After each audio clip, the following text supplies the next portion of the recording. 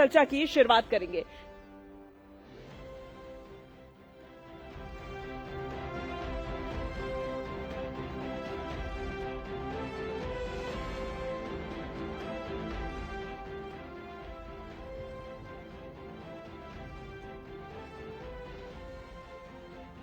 एक बार जोरदार तालियां संजय पासवान जी के लिए। बहुत बहुत स्वागत है संजय पासवान जी आपका डायमंड स्टेट समिट में। Thank you. ब्रजमोहन जी और मैं आपसे सवाल पूछें, एक सवाल मैं आपसे पूछना चाह रही हूँ। खुशी जो है, पहली बार विधायक, पहली बार ही मंत्री आप बन गई है, ये बुलेट ट्रेन की रफ्तार से जो जिम्मेदारियां आई हैं, वो खुशी है मन में कि अभी लग रहा है कि प्रेशर है? बहुत खुशी है, खास करके हमारे पार्टी के जो कार्यकर्ता हैं। हाँ। चूंकि मैं एक साधारण कार्यकर्ता के रूप में यहाँ तक पहुँचा हूँ, हमारे साथ जो काम करने वाले कार्यकर्ता थे, जो हमारे नेता आदरणीय श्री चिराग पासवान जी के प्रति समर्पण की भावना रखते थे, हमारे श्रद्धेय रामविलास पासवान जो इस देश के दूसरे अम्बेडकर कहे जाते हैं, उनके प्रति जो समर्पण की भावना था, वो सारे कार्यकर्ता और मेरे परिवार के लोग, रिश्तेदार लोग काफी खुश है। मैं अपने नेता आदरणीय श्री चिराग पासवान जी को इसके लिए आभार प्रकट करता हूं और उनके चरणों में अपना शीश झुकाकर प्रणाम करता हूं। आपकी माता जी बहुत भावुक हुई। हाँ, और सीधा श्रेय चिराग पासवान जी को दिया, आप किसको देंगे? मेरे पूरे परिवार इस बात के लिए आदरणीय श्री चिराग पासवान जी को आशीर्वाद भी दे रहे थे, धन्यवाद भी कर रहे थे। क्योंकि मेरी माता गृहिणी है, मैं मेरे परिवार में ना रिश्तेदार में कोई राजनीति का दूर दूर तक खबर नहीं जानते थे। हाँ। मेरे पिताजी एक मामूली क्लर्क थे, मैं खुद पढ़ाई करता था और मैं राजनीति में आ गया। ये मेरे लिए बहुत कठिन रास्ता था।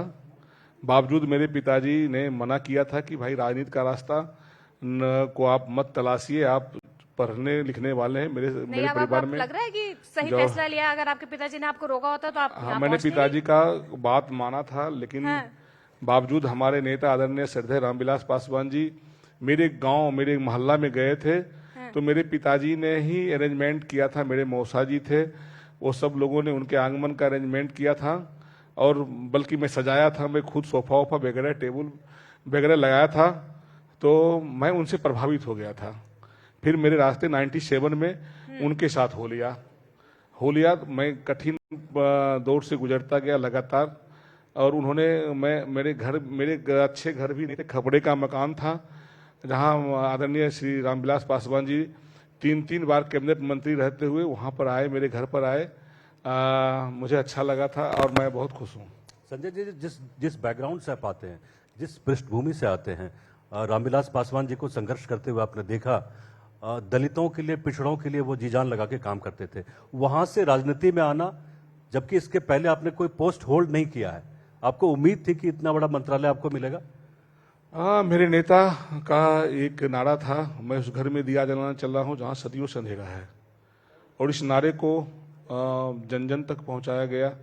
और मैं दलित पिछड़ों का, अल्पसंख्यकों का उन्होंने आवाज बुलंद करने का हर वक्त काम किया, सड़क से सदन तक आवाज उठाने का काम किया।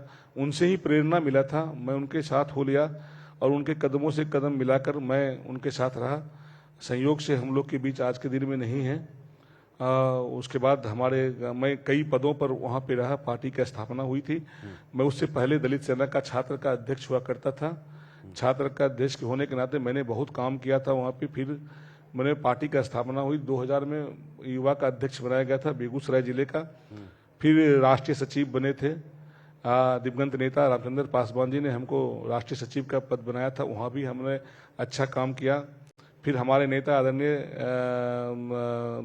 रामविलास पासवान जी 6 में हमको कार्यकारी अध्यक्ष बनाया था।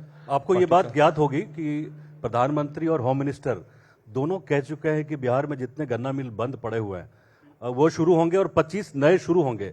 और जबकि विपक्ष की तरफ से पिछले कई लोकसभा चुनाव में वादा हुआ, पूरा नहीं हुआ। इस बार भी चर्चा हुआ, मतलब जितनी भी रैलियां हुई बिहार में, विपक्ष ने मुद्दे को उठाया कि कब बिहार के कप में बिहार का चीनी उसमें मिलेगा जो लोग चाय पिएंगे। विपक्ष का काम है कि जो मुद्दे हैं, विकास के मुद्दे हैं, उसका विरोध करना। बट हम लोग इस बातों पर ध्यान नहीं देते हैं। हमारी पार्टी, लोक जनशक्ति पार्टी, आदरणीय Shri Chirag Paswan ji Bihar first, Bihari first vision को लेकर आगे बढ़ने का काम किया, जिसमें समाज के अंतिम पायादान तक बैठे लोगों तक विकास पहुंचाने का संकल्प उन्होंने लिया है। और हमारे नेता श्रद्धेय रामविलास पासवान जी का भी मिशन उनके मौजूदगी में बिहार फर्स्ट, बिहारी फर्स्ट का डॉक्यूमेंट्री बना था। तो देश के यशस्वी प्रधानमंत्री जी ने मन से कहा था कि बंद पड़ी मिल, चीनी मिल जो है, वहां से हम लोग चीनी का उत्पादन करेंगे और मीठी चाय पिएंगे। तो देश तो के मीठी चाय बिहार के युवा भी पिएंगे, क्योंकि बिल्कुल बिल्कुल मुद्दा रोजगार सबसे ज्यादा रहा है, रोजगार बिल्कुल। का सृजन होगा। शायद पहली कैबिनेट में ये भी फैसला बिल्कुल हो गया है पहली कि 9 जो चीनी मिलें बंद हैं उन्हें एकदम से शुरू भी किया जाए, उस पर भी काम पहली होगा। कैबिनेट में गन्ना उद्योग मंत्रालय को लाया गया प्रस्ताव में मुख्य सचिव की अध्यक्षता में एक कमेटी गठित की गई, जिसमें कई अवर सचिव हैं। हमारे विभाग के जो गन्ना उद्योग के विभाग हैं उसके प्रधान सचिव भी उसके सदस्य हैं। और उस कमेटी का जल्द से जल्द रिपोर्ट देने का कहा गया है।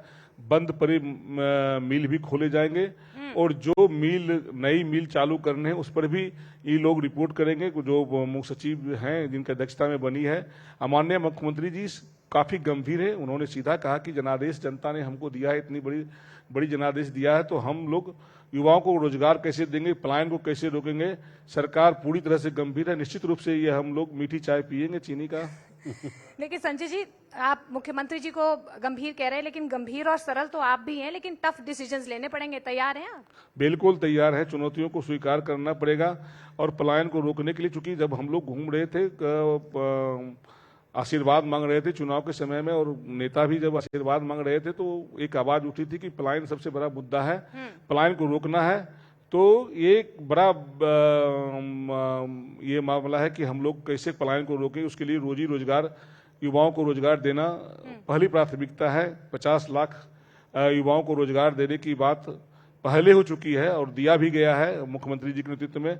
आने वाले दिन में लक्ष्य है कि 5 साल में 1 करोड़ युवाओं को रोजगार देंगे, इसलिए उद्योग धंधे को बढ़ावा देना ही पड़ेगा। संजय जी, एक प्रैक्टिकल दिक्कत होती है। बिहार के जो किसान हैं गन्ना से जुड़े हुए, उनको उत्तर प्रदेश जाना पड़ता है बेचने के लिए, टाइमली उनको पेमेंट नहीं मिल पाता है।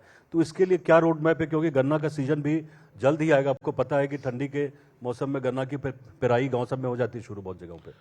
हाँ, हम लोगों ने किसानों के सवाल पर भी खुद भी अधिकारियों के साथ हमारी बैठक हुई है। मैंने सवाल किया और निर्देश भी दिया कि कैसे हम लोग किसानों को प्रोत्साहित कर सकते हैं। मुख्यमंत्री विकास योजना के तहत उत्तर प्रदेश से कम थोड़ा सा हम लोग किसान का दे रहे हैं। मैंने मिल मालिक को बुलाया है, 8 तारीख की उनकी बैठक बुलाई है और हम उनसे बात करके, उनसे आग्रह करके कैसे हम लोग उत्तर प्रदेश के बराबरी में, अन्य राज्यों के बराबरी में किसानों को प्रोत्साहित कर सकते हैं। 10 रुपये का जो हम लोग का टारगेट था, अभी हम लोग मुख्यमंत्री विकास योजना की तरफ से हम लोग किसान को दे रहे हैं 375 रुपये का अभी दे रहे हैं। 400 हमको लाना है लक्ष्य।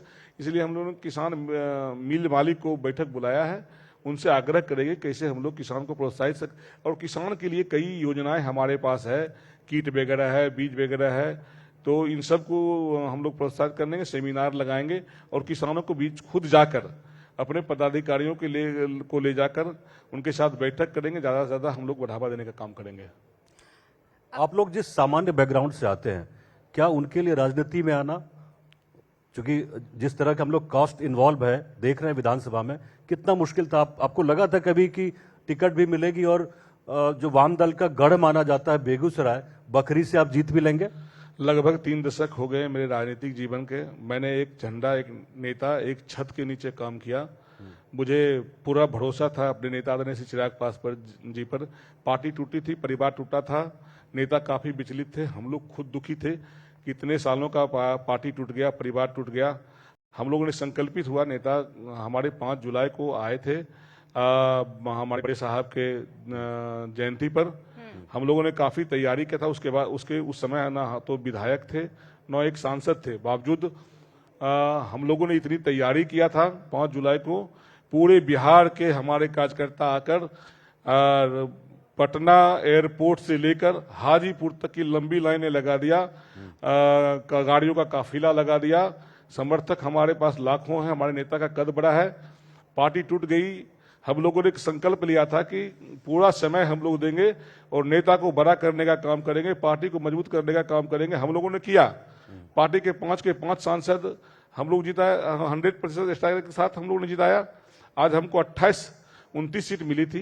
एक सीट पर हम लोगों ने टेक्निकल प्रॉब्लम की वजह से वो उसी वक्त रिजेक्ट हो गया था। 28 में हम लोग लड़े थे, 19 सीट हम लोग जीत कर आए। 19 में से 2 मंत्री भी है। और मैंने घर परिवार छोड़ दिया नेता को आगे बढ़ाने में, पार्टी को आगे बढ़ाने में। 3 साल तक मैंने घर में कौन बच्चे का बर्थडे, अपना सालगिरह, रिश्तेदारों का शादी ब्याह मैंने कभी नहीं गया। मेरी वाइफ खुद का जो एग्जाम दे रही थी बीएड का, उन्होंने कहा कि आप आइए तभी जाएंगे हम। मैं नहीं गया वहां पर, चूंकि भैया यहाँ पर थे, हमारे नेता यहाँ पर थे बिहार में, तो मैं उनको छोड़ कर नहीं जा सकता था। मैंने कई कुर्बानियां दिया है इस पार्टी को बढ़ाने में, नेता को बढ़ाने में। मेरा समर्पण है पार्टी के प्रति, और जब तक मैं जिंदा रहूंगा नेता के प्रति, और इसी झंडे के नीचे जन्म लिया है, इसी झंडे के वजह मृत्यु भी बनी हमारी। संजय पासवान जी, जब आपको पता लगा कि विधायक तो आप बन गए लेकिन मंत्री भी बन गए, नींद आई उस रात आपको? सबसे पहला फोन किसको किया, किससे बात की, किससे शेयर किया आपने? मैं आपको बताना चाहता हूं कि जब मुझे टिकट मिली थी, नेता पर पूर्ण भरोसा था कि नेता हमको चुनाव लड़ाएंगे। मैं चुनाव के मैदान में गया था। वामपंथियों को 68-70 वर्ष से कब्जा था। एक बार भारतीय जनता पार्टी उस विधानसभा से जीती थी, मिनी मास्को कहा जाता था, बखरी विधानसभा। और चूंकि मैं इतना काम डेली करता था पार्टी के लिए, मैं डेली करता था इतना काम, चाहे वो कोई का, चूंकि हमारे नेता के पास इतना कार्यक्रम है कि हम लोग को मौका ही नहीं देते थे कि आराम करने का। मैंने पूरी ताकत के साथ क्षेत्र में गया और वामपंथियों के खिलाफ आवाज उठाया, और मैं पैदल 75% हिस्सा विधानसभा का नाप दिया। और कार्यकर्ताओं में और वहां की जनता में काफी उत्साह था। परिवर्तन चाहते थे देश के प्रधानमंत्री आदरणीय नरेंद्र मोदी जी के प्रति, बिहार के मुख्यमंत्री आदरणीय नीतीश कुमार जी के प्रति, और मेरे नेता के प्रति लोगों की काफी श्रद्धा थी। और मैंने वहां लड़ाई लड़ा और चुनाव जीत कर आया। 78 साल के बाद बखरी विधानसभा को एक मंत्री मिला, जो मैं आज गन्ना उद्योग मंत्री के रूप में मौजूद। वही मैं पूछना चाहता था, बखरी को क्रैक करना, वो जो इलाका है वामपंथियों का गढ़ है, हम लोग भी जो हिसाब कर रहे थे तो नहीं लग रहा था कि बेगूसराय में 7 सीट में कितनी सीटें एनडीए को आएगी, लेकिन आप लोगों ने तो कमाल कर दिया था। लेकिन आपने किया था ये कहते आप लोगों ने कमाल कर दिया। हाँ बिल्कुल, चूंकि मेरी पहचान आदरणीय श्री चिराग पासवान जी की वजह से, उनके संस्कार भी मेरे साथ है, मैं उनके संस्कार को फॉलो भी करता हूं। और एक चेहरा था कि चिराग पासवान जी, संजय पासवान जी चिराग पासवान जी के बहुत करीबी है, लाभ हमको मिला। कई बाधाएं आई, मैं खुले शब्दों में कह सकता हूं, गठबंधन के अंदर भी कई बाधाएं आई मेरे को लेकर, लेकिन मैंने किसी का परवाह नहीं किया। मैं खुद से इतना लगन और तत्परता से अपनी विधानसभा में लगा रहा, और वामपंथियों को वहां से पटकनी देना बहुत बड़ी बात थी, जिसमें मैंने उसको हासिल किया। आज जनता के विश्वास पर खरा उतरा। बखरी की जनता मालिक ने बेटा के रूप में स्वीकार किया। बखरी मेरी मां के समान है, और मैं बेटा, भाई, भतीजा बनकर बखरी विधानसभा का चौमुखी विकास करूंगा। और पूरे बिहार के हम गन्ना उद्योग मंत्री हैं, तो निश्चित रूप से हम इसको आगे बढ़ाने का काम करेंगे। संजय पासवान जी, क्योंकि आपने रामविलास पासवान जी के साथ भी काम किया है, हनुमान की तरह चिराग पासवान जी के साथ भी काम कर रहे हैं। राइट। कुछ एक चीज जो आपको दोनों में बहुत कॉमन लगती है, या आपको लगता है कि ये चीज जो है इसने मुझे, क्योंकि पार्टी में बहुत उथल पुथल भी हुई लेकिन आप डटे रहे, क्या वो एक चीज, एक खास बात जो आपको इतना जुड़ाव और लगाव रहा? नेता के प्रति दीवानगी। बड़े साहब भी हमको बहुत मानते थे, क्योंकि मैं वफादारी से काम किया। मैं चाहता तो करोड़पति अरबपति बन सकता था, नेता का चेहरा मेरे साथ था। मैं खुद आदरणीय श्री चिराग पासवान जी का चेहरा बड़ा है, बहुत बड़े हैं, हम तो उनको सब कुछ मानते हैं। प्रधानमंत्री जी के रूप में भी देखते हैं, राष्ट्रपति जी के रूप में देखते, राज्यपाल के रूप में देखते हैं। मेरे लिए वो सब कुछ है, उसके बाद मैं किसी को नहीं मानता हूं। लेकिन अगर मैं चाहता, मैं जमुई लोकसभा का प्रभारी भी रहा, मैं सारा निर्णय लेता था। भैया मुझे सारा निर्णय लेने के लिए अधिकृत किए हुए थे। मेरे पास नेता का चेहरा था, मैं चाहता तो बहुत पैसा कमा सकता था नेता के चेहरा को बेचकर, लेकिन मैंने नेता को दामन पे दाग लगने नहीं दिया, एक गाली नहीं सुनाया। आप जमुई जाइए, मेरे बारे में पता करिए, अभी श्रेषी सी चली गई है शायद, मेरे बारे में पता करिए। मैं हर घर गया, हर घर जाके लोगों के प्रति वहां का विकास को लेकर मशविरा करके हम लोगों ने विकास किया। मेरे पर एक पैसे का आरोप नहीं है। मैं साधारण कार्य करता हूँ, साधारण परिवार से आता हूँ। आगे भी यही मेरा रहे। आज मंत्री के रूप में भी मैं भरोसा दिलाता हूं कि कभी मेरे ऊपर दामन में दाग नहीं लगेगा। संजय जी, आप जमुई में मेहनत कर रहे थे और 2024 की याद है मुझे कि आप लोकसभा के लिए भी आप इच्छुक थे कि लोकसभा का टिकट अगर वहां से मिल जाए तो लड़ लें, लेकिन आप निराश नहीं हुए, नाराज नहीं हुए, पार्टी में बने रहे। बहुत सारे लोग इधर उधर हो गए। हर कार्यकर्ता का इच्छा होता है कि चुनाव लड़े हम, लेकिन आप लोग हमारे नेता के बहुत करीबी हैं। मैंने नहीं, कभी हम तो सबके करीबी हैं। हाँ, मैं व्यक्तिगत रिश्ता आपकी अच्छी रहती है, लेकिन मैंने कभी नेता से चुनाव लड़ने का कभी नहीं बोला कि मैं चुनाव लड़ूंगा। ना मुझे कोई नाराजगी थी। मेरे नेता तो 19 में ही चाहते थे कि चुनाव लड़ा दें, 24 में भी चाहते थे, लेकिन मैंने कभी नेता से शेयर नहीं किया कि आप टिकट नहीं दीजिएगा तो हम नाराज हो जाएंगे, खुश हो जाएंगे। मैंने कभी नहीं। मैं विधानसभा में भी एक बार भी अपने नेता को चुनाव लड़ने के लिए नहीं कहा था कि मैं ईमानदारी का फायदा मिला, इंटीग्रिटी है पार्टी के प्रति, उसका फायदा मिला। नेता के प्रति भरोसा था, नेता के प्रति आस्था था। उन्होंने मुझे चुनाव लड़ाया, मैंने रिटर्न भी किया और नेता के दम पर चुनाव लड़के आया और मैं विधायक बनकर यहाँ आया हूँ, आपके बीच मौजूद हूँ। मंत्री के लिए भी लोगों ने कहा कि आप अपने नेता से बोलिए कि मंत्री बना दे। मैंने नेता से कभी शेयर नहीं किया। आपने कोई प्रयास नहीं किया? मतलब नहीं, कोई प्रयास नहीं किया, किसी प्रकार का दबाव नहीं। मैं खुश था कि मैं विधायक बन गया हूँ, इससे ज्यादा कुछ नहीं चाहिए। नेता ने मुझे मंत्री बनाया बगैर किसी के दबाव में। मैं नेता को जितना जानता हूं कि नेता को कोई अगर मंत्री बनाना होता तो बना ही दिए। अगर बनाने का मन होता तो कोई विरोध भी नहीं करने की क्षमता नहीं रखता कि नहीं बनाइए। संजय जी, इंप्रेशन बन गया कि गरीब घरों के लोग राजनीति में नहीं आ सकते। जिस तरह से चुनाव का खर्च बढ़ गया, आपको पता है कि विधानसभा चुनाव में कितना खर्च हो रहा है, तो उन गरीब पिछड़े बच्चों, जो यहाँ भी कुछ लोग बैठे होंगे, उनके लिए क्या एक एडवाइस आप देना चाहेंगे? मैं ये संदेश देना चाहता हूं, नेता ने मेरे संदेश दिए हैं इस बात का कि साधारण कार्यकर्ता भी चुनाव लड़ सकते हैं। उन्होंने ये संदेश देने का काम किया कि धैर्य, परिश्रम और नेता के प्रति आस्था रखेंगे तो कोई भी कल संजय पासवान हो सकते हैं, कोई विधायक मंत्री हो सकते हैं। ये संदेश उन्होंने देने का काम किया। बहुत बहुत शुक्रिया संजय पासवान जी। उम्मीद यही करते हैं कि जनता ने जो भरोसा आप पर जताया है, उस भरोसे पर आप खरे उतरे। बहुत बहुत शुक्रिया हमारे साथ बातचीत करने के लिए। एक बार जोरदार ताली संजय पासवान जी के लिए। बहुत बहुत शुक्रिया। बहुत शुक्रिया संजय पासवान जी। हम